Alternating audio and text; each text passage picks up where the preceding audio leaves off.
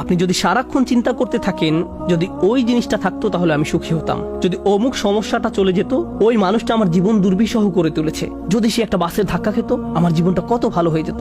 প্রতিবার বাস দেখলেই আমি এই দোয়া করি। আমরা সব সময় নিজেদেরকে একথা বলে বুঝাই যদি অমুক মানুষটি বা অমুক সমস্যাটি জীবন থেকে চলে যেত তাহলে জীবন কত সুন্দর হয়ে যেত, অথবা যদি অমুক দুঃখটি দূর হয়ে যেত তাহলে সবকিছু পারফেক্ট হয়ে যেত। যদি মানুষের পরিবর্তন হতো, যদি পরিস্থিতির পরিবর্তন হতো, যদি পরিবেশের পরিবর্তন হতো, আমরা এভাবে ভাবতে থাকি সবকিছুর পরিবর্তন হলে জীবন সুন্দর হয়ে যেত, তাহলে আমাকে আর দুর্বল থাকতে হতো না। আমরা ভোগের উপর ভোগ করতে থাকি আর এতে পুরোপুরি আচ্ছন্ন হয়ে পড়ি। আর আল্লাহ আজ্জা জাল্লা বর্ণনা করছেন, জানো তুমি কত দুর্বল? তুমি একটি মাছির চেয়েও দুর্বল। দুআফাত তালিব ওয়াল মাতলুব। যখন তিনি এভাবে বলছেন আমি আপনি মজ্জাগতভাবে অবিশ্বাস্যভাবে কতটা দুর্বল, একটু চিন্তা করে দেখুন। আপনাদের প্রত্যেকের মাথায় বিভিন্ন জিনিসের চিন্তা আছে প্রতিদিন।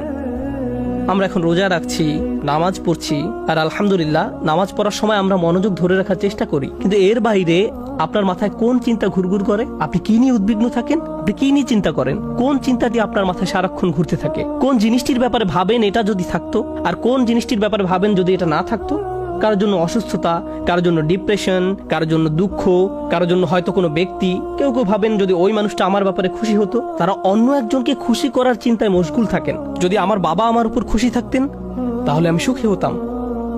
কিন্তু আপনার বাবাও তো একজন মানুষ, তিনি যদি আজ খুশি হয়েও থাকেন কাল হয়তো তার জীবন শেষ হয়ে যেতে পারে। তারপর আপনি কি করবেন? এরপর আপনি কোথায় দাঁড়াবেন? সুতরাং আমি আর আপনি এভাবে এসব জিনিসের পেছনে ছুটতে থাকি। আর এর পরের আয়াতে আল্লাহ আজ্জা ওয়াজাল্লাহ বলেন, মা কদারুল্লাহ হাক্কা কদরিহি, তারা আল্লাহকে যথাযথ মর্যাদা দেয় না। ইন্নাল্লাহ কাউইয়ুন আজিজ, নিশ্চয়ই আল্লাহ শক্তিধর, মহাপরাক্রমশালী। তুমি দুর্বল কিন্তু আল্লাহ সর্বশক্তিমান। তিনি আরো বলেন, তোমরা আল্লাহকে যথাযথ মর্যাদা প্রদান করনি। জানেন তিনি আমাকে আপনাকে কি বলছেন? তিনি বলছেন তোমরা বিভিন্ন জিনিসের পেছনে ছুটবে, তোমরা বিভিন্ন মানুষের পেছনে ছুটবে, তোমরা এই দুনিয়ার যত কিছুর পেছনেই ছুটো না কেন এর প্রতিটি জিনিসের একদিন সমাপ্তি হবে। এর প্রতিটি জিনিস দুর্বল। এই কারণে তুমিও দুর্বল হয়ে পড়েছো। এই জন্য তুমি বারবার দুঃখ ভারাক্রান্ত হয়ে পড়ছো। ফলশ্রুতিতে তুমি বারবার ক্ষতির সম্মুখীন হচ্ছ। কিন্তু শেষবারের মতো যখন তুমি এই সিদ্ধান্ত গ্রহণ করবে তোমার যত চাওয়া পাওয়া আছে তার মাঝে সবচেয়ে বড় চাওয়া পাওয়া হলো তোমার মালিককে খুশি করা, যখন তুমি সবকিছুর উপরে আল্লাহর সন্তুষ্টিকে প্রাধান্য দাও, যখন তুমি সত্যিকার অর্থে তোমার অন্তর থেকে এটা করতে পারবে, একমাত্র তখনই, যেহেতু তিনি শক্তিধর। জানেন আল্লাহ এইমাত্র আমাদের শেখালেন যখন তুমি দুর্বল কাউকে পেতে চাও তখন তুমিও দুর্বল হয়ে পড়ো, কিন্তু তুমি যদি আল্লাহকে চাও যিনি শক্তিধর এবং মহাপরাক্রমশালী, তাহলে এটা তোমাকে কেমন করে তুলবে? এটা তোমাকেও শক্তিশালী করে তুলবে। আর যখন তুমি শক্তিশালী হয়ে উঠবে জীবনে বিভিন্ন জিনিস আসবে যাবে, কিন্তু তোমার শক্তিমত্তার কোনো কমতি হবে না। যে জিনিসের পেছনে তুমি ছুটছো তা ভেঙে পড়ার কারণে তখন তুমি আর ভেঙে পড়বে না, কারণ তুমি দুনিয়ার এসব তুচ্ছ জিনিসের চেয়েও অনেক অনেক উচ্চ একজনের সন্তুষ্টির অন্বেষণ করছো।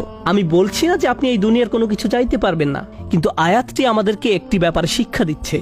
আমরা যখন এসব পার্থিব বিষয় কামনা করব আমরা বুঝবো যে এগুলো দুর্বল। পার্থিব এসব বিষয় জীবনে আসবে যাবে, কিন্তু আমরা কখনো আল্লাহকে হারাতে পারবো না। লক্ষ্য করুন, মানব জাতির ব্যর্থতা হলো যখন তারা পার্থিব কোনো জিনিস পেতে ব্যর্থ হয় তারা আল্লাহকে ভুলে যায়। তাদের চাওয়া পাওয়ার জিনিসটি না পেলে তারা নামাজ পড়া ছেড়ে দেয়। তারা যা চায় তা যদি না পায় তারা এভাবে বলে, এভাবে দোয়া করার অর্থ কি? তারা যখন তাদের আকাঙ্ক্ষার বস্তুটি পায় না তখন দুঃখ হতাশা একেবারে ভেঙে পড়ে এবং বলে আমি তো আল্লাহর সাথে কথা বলার শক্তিও পাচ্ছি না। এমনটি ঘটার কারণ হলো সমস্যায় পড়ার পূর্বে আল্লাহর সাথে তাদের বন্ধন শক্তিশালী হয়ে ওঠেনি। যদি সে বন্ধনটি আগে থেকেই বর্তমান থাকতো, যেমন মূল যদি শক্তভাবে গাঁথা থাকে তাহলে ঝড় এলে এদিক ওদিক দুলতে থাকে, সম্পূর্ণ ভেঙে পড়ে না, মূলের উপর দাঁড়িয়ে থাকতো। আর ঝড় চলে গেলে আবার ফল দেয়া শুরু করতো। এরকম একটা উপমার কথা কোরআনে অন্যত্র এসেছে, আসলুহা সাবিত ওয়া ফারউহা ফিস সামা। লা ইলাহা ইল্লাল্লাহ হলো এমন একটা বৃক্ষের মতো যার শেকড় মাটিতে এবং শাখা আকাশে উত্থিত। এটাই ঈমানের শক্তি। এই আধ্যাত্মিক শক্তির ধারণাটি আরো পরিষ্কার করার জন্য আমি আপনাদের নিকট একটা উদাহরণ পেশ করব। শক্তিকে আমরা বিভিন্ন জিনিসের সাথে সংযুক্ত করি। আমি বহু বছর আগে একটা ঘটনা নিয়ে কথা বলছিলাম, কিন্তু এখন এটি আমাকে অনুপ্রাণিত করে। যুক্তরাষ্ট্রের নিউ অরলিন্স অঙ্গরাজ্যের একটা পরিবারের একটা ঘটনা। পরিবারটা ছিল অনেক ধনী, তাদের গাড়ি ডিলারশিপের ব্যবসা ছিল। তাদের দোকান ছিল একেবারে সমুদ্র সৈকতের পাশে। তারা দামি দামি গাড়ি আমদানি করত এবং বিক্রি করত। এরপর হ্যারিকেন ক্যাটরিনা আঘাত হানল। ক্যাটরিনা এসেছিল বিশাল জলোচ্ছ্বাস নিয়ে এবং এর ফলে তাদের কেনা সকল গাড়ি ভেসে গেল। একমাত্র লেক্সাস এলএস মডেলের একটা গাড়ি বর্তমান ছিল এবং পরিবারটা এই গাড়িতে করেই হ্যারিকেন আক্রান্ত এলাকা থেকে পালিয়েছিল। দুর্যোগ শেষ হওয়ার কয়েক মাস পরে স্টেটের সবকিছু খুলে দেওয়ার পর আমি আবার তাদের সাথে দেখা করতে গিয়েছিলাম। যে পরিবারটি মাসে প্রায় 2 কোটি টাকা আয় করত, তারাই এখন সেই লেক্সাস গাড়িতে করে পিজা ডেলিভারি দিচ্ছে। পরিবারটি এখন এই কাজ করছে। এক ব্যক্তির পিজা দোকানের জন্য তাদেরকে হায়ার করা হয়েছিল। মা বাবা দোকানে পিজা বানাতো আর ছেলে লেক্সাসে করে সেই পিজা ডেলিভারি দিত। আমি যখন এটা দেখলাম, কল্পনা করতে পারেন অন্য কেউ যদি এরকম পরিস্থিতিতে পড়তো, অন্য কোনো মিলিয়নিয়ার যদি এভাবে দেউলিয়া হয়ে যেত, তাদের কি হতো? তারা সম্পূর্ণ হতাশ হয়ে যেত, মদের বোতল হাতে জীবন পার করে দিত। কারণ তারা মনে করত যা তাদের ছিল তাই তাদের শক্তিশালী করেছে। এখন যেহেতু এই সম্পদ হারিয়ে গেছে, আমার পক্ষে আর এই পরিস্থিতি মোকাবেলা করা সম্ভব নয়, এই ধরনের ক্ষতি সহ্য করা সম্ভব নয়। কিন্তু এই পরিবারের ক্ষেত্রে যখন আমি তাদের সাথে দেখা করলাম, সবাই খুবই শান্ত, নির্বিঘ্ন। বাবার অনেক বয়স হয়েছিল। এই রকম বয়সে এমন ক্ষতির সম্মুখীন হলে মানুষ হার্ট অ্যাটাক করে, উচ্চ রক্তচাপে ভোগে, কিন্তু এই মানুষটা সম্পূর্ণ শান্ত। তো আমি তাকে জিজ্ঞেস করলাম, কিভাবে এটা সম্ভব? আমি এমনকি আমার প্রশ্ন করাও শেষ করতে পারিনি। আমি শুধু বললাম, কিভাবে? তিনি হেসে উঠলেন। তিনি বললেন, যখন ব্যবসা ভালো ছিল আমি সারাক্ষণ ফোনে ব্যস্ত থাকতাম। শিপমেন্ট এসে পৌঁছেছে কিনা, পেমেন্ট দিতে দেরি হচ্ছে কিনা, কার কি ডেলিভারি দেওয়া প্রয়োজন, কাস্টমার খুশি কিনা, ট্যাক্সের হিসাব ঠিক আছে কিনা, কর্মচারীদের সমস্যা, অমুক সমস্যা, তমুক সমস্যা। এসব কারণে আমি কোনো মতে জুমার নামাজে উপস্থিত হতে পারতাম কোনো রকমে।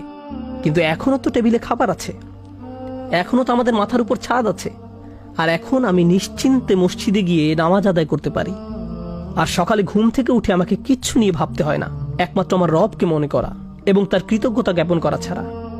আমার আসলে মনে হয় আমার জীবন শেষ হওয়ার পূর্বে আল্লাহ আমাকে সহজ জীবনের এই নিয়ামত দান করেছেন। সেই বাবা এটাই বলেছিলেন, কোনো সাধারণ মানুষের পক্ষে এভাবে কথা বলা সম্ভব নয়। আপনি যদি এমন কথা অন্য কোনো ব্যবসায়ীকে বলতেন, সে বলতো এই লোকটার মাথা নষ্ট হয়ে গেছে, তার সকল সেন্স নষ্ট হয়ে গেছে। আর এই জন্যই এখন সে তার মাথায় এই পরিস্থিতির একটা যৌক্তিকতা খুঁজে নিয়েছে। আপনাদেরকে একটা কথা বলছি, একজন মানুষের পক্ষে কেবল তখনই এভাবে কথা বলা সম্ভব যখন সে বুঝতে পারে যেসব জিনিসের পিছনে সে ছুটছে তা দুর্বল। কেবলমাত্র আল্লাহই শক্তিশালী।